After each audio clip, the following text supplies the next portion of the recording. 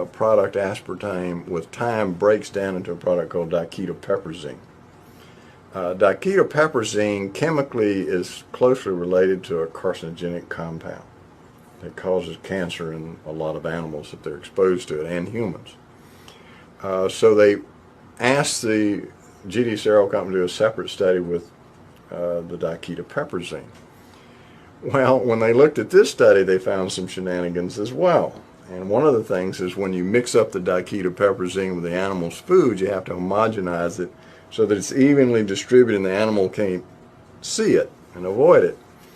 Well, I've seen pictures of the feed, and they left it in big clumps so the rats were eating around it, not actually eating the diketopiperazine.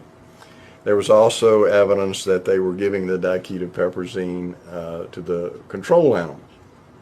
And of course this came out because in the original study they found a 47-fold increase in brain tumors. In the diketopiperazine repeat study they said, oh well look, the control animals and the aspartame fed animals have the same incidence of brain tumors.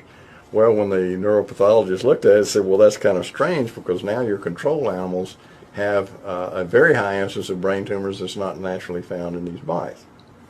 And then when they looked at the feed, they found out there were some mix-ups in the feed so that the diketopiperazine was being fed to the control animals.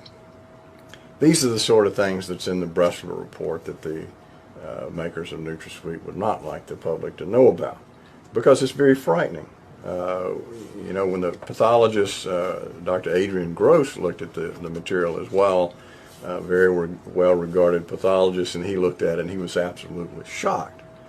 He said it's just an enormous increase in tumors, particularly the brain tumors.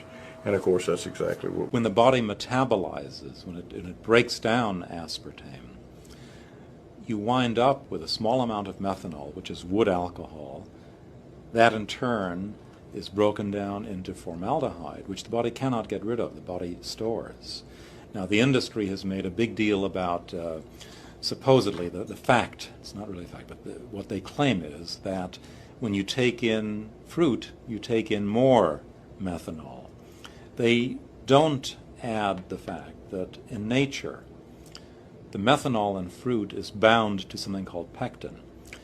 Humans lack the enzyme to split the methanol off from pectin, so it goes through the body without doing any damage whatsoever. The body doesn't get exposed to the methanol because it's bound to pectin. So even though there's more of it, it's totally harmless in fruit.